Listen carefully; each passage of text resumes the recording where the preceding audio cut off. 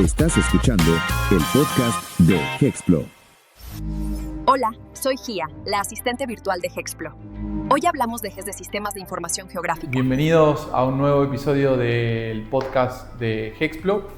Hoy estamos grabando nuevamente desde el Mirador Tech. Van a poder ver de fondo que tenemos un gran río, que es el río Paraná, nos acompaña hoy. Y bueno, hoy tratando un tema nuevo que no es ni poco, que son los sistemas de información geográfica. Hoy nos acompaña Virginia, que es parte de nuestro staff y nuestro equipo. Virginia es bióloga, así que bueno, creo que voy a dejarle una pata a ella para que pueda expresarse, contarnos un poco su formación y empecemos después nuevamente a charlar de lo que es el tema de GIS. Bueno, Virgi, gracias por venir, como siempre. Gracias a vos por la invitación. Este va a ser más de los muchos videos y podcasts que vamos a estar grabando, así que el que no esté escuchando, el que no esté viendo, hoy va a ser el primer contacto que van a tener con vos, así que a darlo todo. Virgi, contanos un poco sobre tu disciplina. Me gusta mucho también de tu especialidad que tenés, que por eso también formas parte del grupo, así que bueno, adelante. Bueno, hola, soy Virginia Piani y mi formación de base, como dijo Pedro, soy bióloga. Entrerriana. Entrerriana, sí, recibida en Entre Ríos, así que muy orgullosa de eso. Hice mi título de grado y el posgrado también lo hice en la Universidad Autónoma de Entre Ríos. Y bueno, yo empecé a estudiar biología porque siempre me encantó la naturaleza y cuando al fin encontré esa carrera que englobaba todo lo que a mí me gustaba, dije, vamos para adelante. Y a lo largo de la carrera, en un momento tenía que hacer la tesis y ahí me encuentra lo que fue mi directora y me dice, ¿querés meterte en este mundo de los sistemas de información geográfica?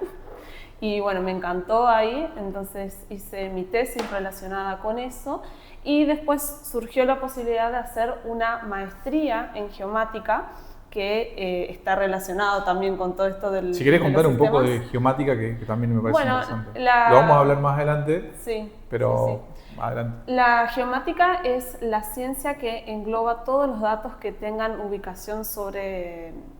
información sobre su ubicación en el espacio, básicamente. Entonces trabajamos con imágenes satelitales, con drones, con GPS, hermoso. Todo lo que tenga información del espacio, ahí entramos nosotros con la geomática. Perfecto. Entonces, esto, bueno, ahora vamos un poco más al tema.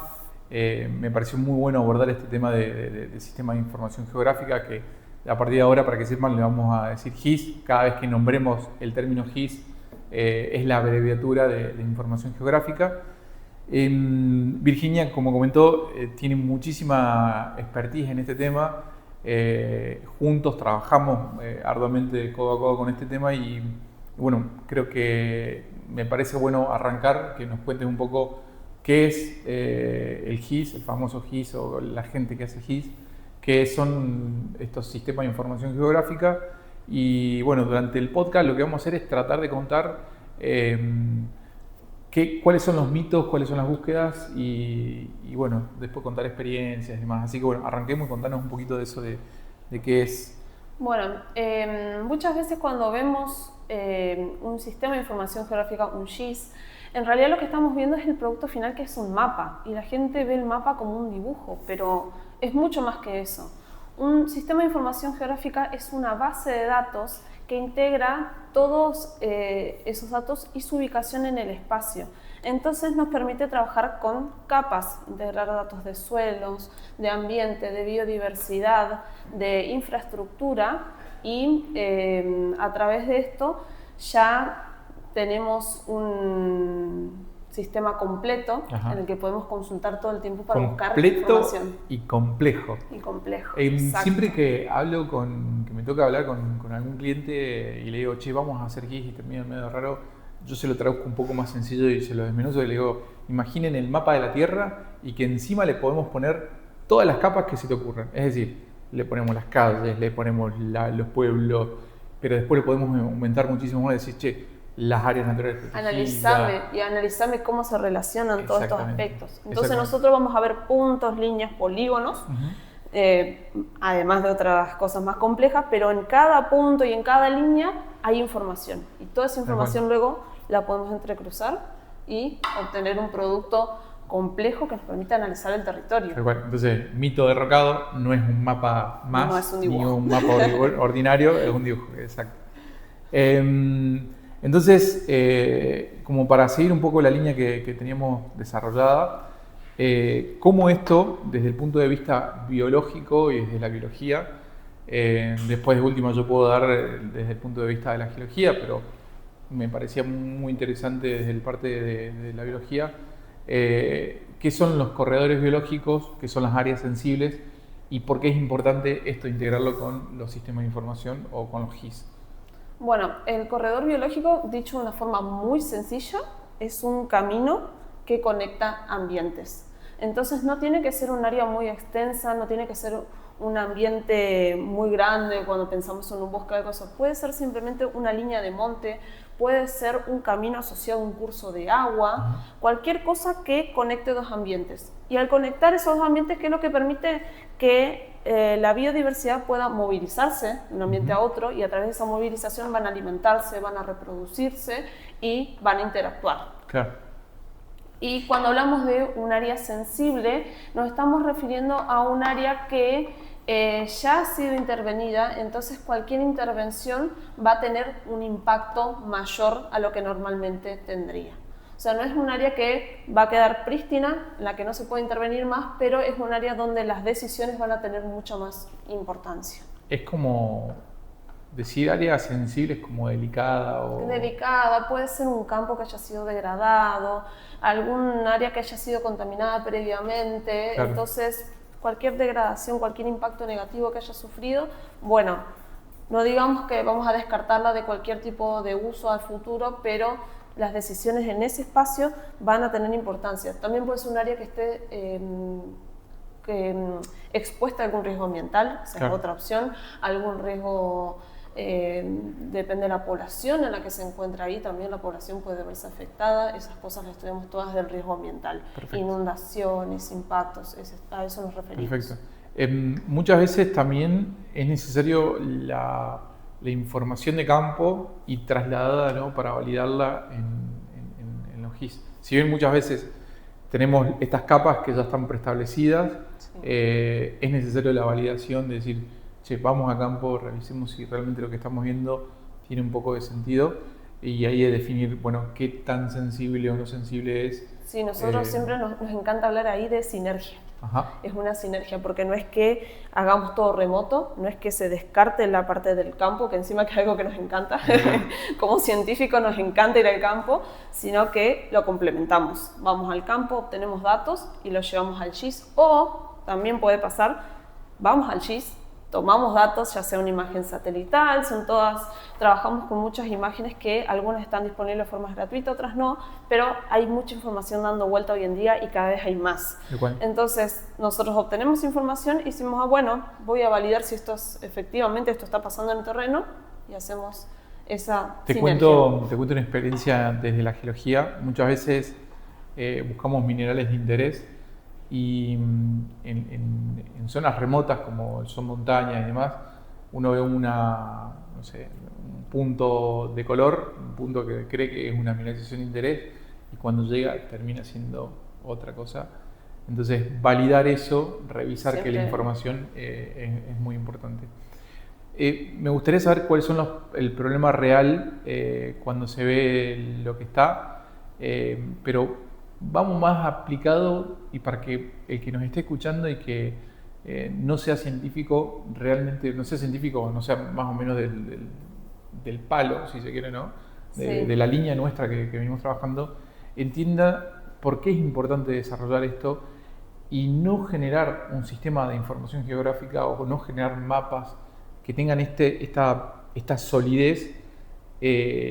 ¿Cuáles son los dolores de cabeza que están aparejados o asociados?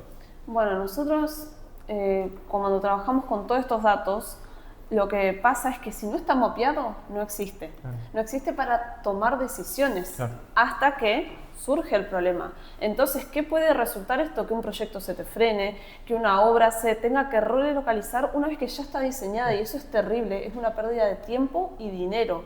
Y dependiendo de la magnitud de la obra puede ser muchísimo dinero que estemos hablando, o incluso conflictos o daños ambientales irreversibles, y todo por falta de conocimiento. Entonces nosotros al mapear ya tenemos un punto de partida y decir, bueno, ¿cuál es la decisión correcta para este proyecto? Me gusta siempre llevarlo a los términos prácticos. Algo que siempre veo, y hace poco nos pasó también, fue con un puerto que se largaron a construir un puerto, a hacer movimiento de terreno, y no estaba ni aprobado ni el movimiento de suelo, no estaba ni mapeado el lugar donde se quería trabajar, incluso había especies protegidas, me refiero a arbustos, árboles y demás. Entonces eso llevó muchísimo dinero y terminó el proyecto digamos sin tener solvencia y fracasó, pero justamente por algo muy simple, a lo que nosotros nos lleva muy poco tiempo poder relevarlo, poder dar la verificación, y es una validez. Todos estos dolores de cabeza que vos decís, problemas legales, términos económicos y demás, sirve mucho poder que la gente se acerque a nosotros, termine diciendo, bueno, realmente validen si el proyecto está más o menos en condiciones, tiene los términos, si es potable, ¿no? Claro. Pero no términos... Eso es lo ideal como consultora, que nosotros podemos acompañar en diferentes etapas, desde una evaluación de de impacto ambiental. Claro, viene un poco el tema de antes.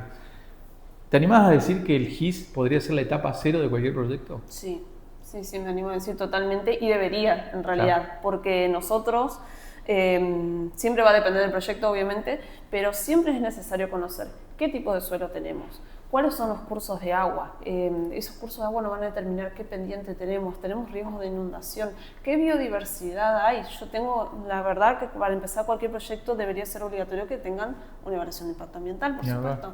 Entonces, conocer qué tipo de diversidad cuento con ese área, es un bosque nativo, no hay ningún tipo de bosque, no entra dentro del OTBN, el ordenamiento territorial de bosque nativo. Doy mi approach, no todos los suelos son iguales, entonces también le damos un pequeño review o alcance a lo que son los ingenieros civiles que quieran fundar o armar o hacer. Entonces, sí, yo también comparto con tu idea de que es el punto cero. Ni siquiera estamos hablando ni de evaluación de impacto ambiental, nada. Es validar si el área donde nos queremos emplazar o donde queremos trabajar podría ser potable o no.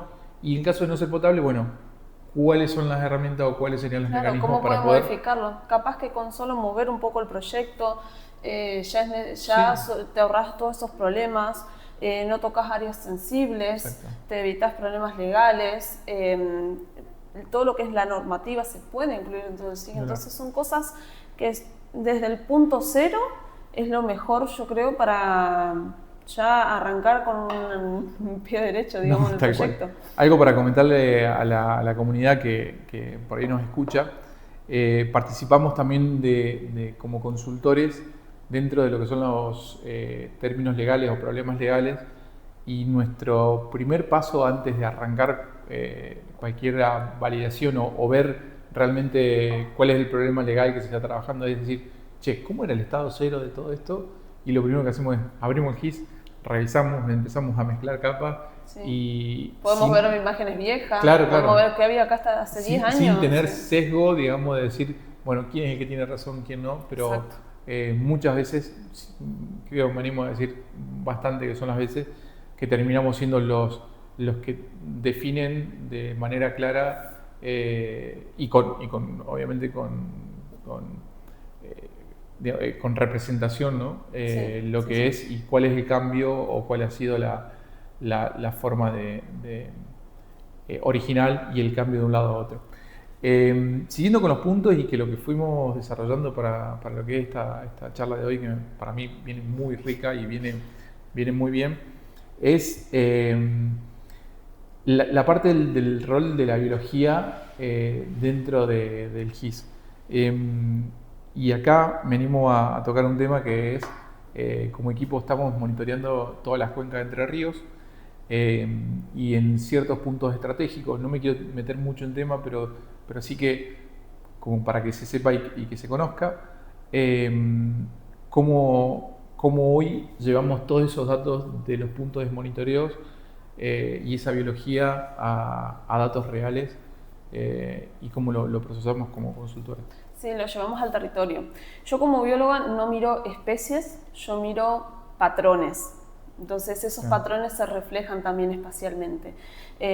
Cuando estudiamos el ecosistema hablamos del conjunto de especies que tenemos y cómo se relacionan con el ambiente. Entonces, todos estos datos que yo voy al campo, veo qué especies puedo detectar, qué tipo de ambiente estoy viendo un bosque, estoy viendo un pastizal, un pajonal, todo eso, luego lo llevo al GIS y ahí ya me convierte estos datos sueltos en una herramienta para la toma de decisiones.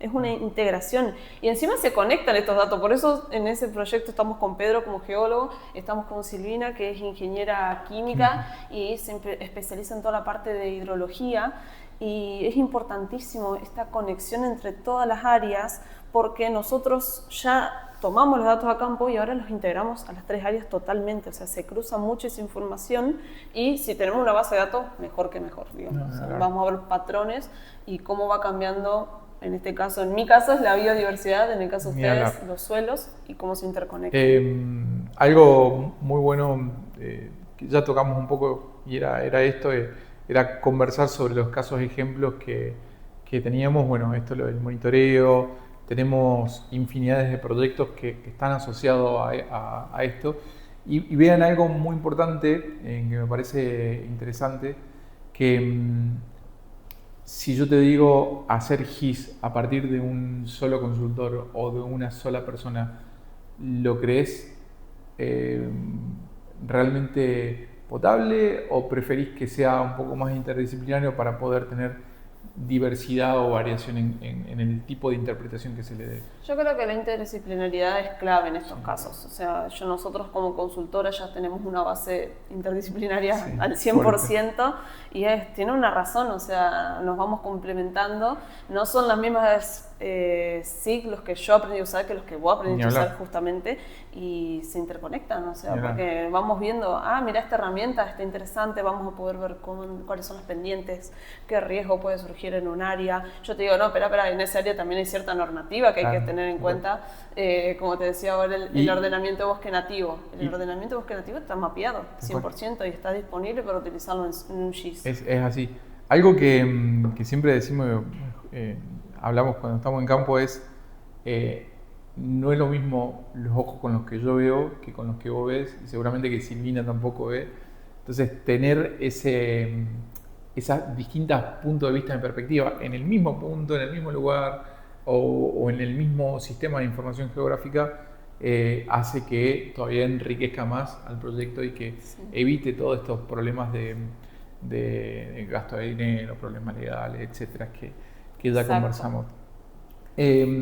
Ahora, creo que ya seguimos un poco más de la línea y venimos charlando de eso, y es la integración y el foco que hoy damos en Hexplo para lo que son la toma de decisiones.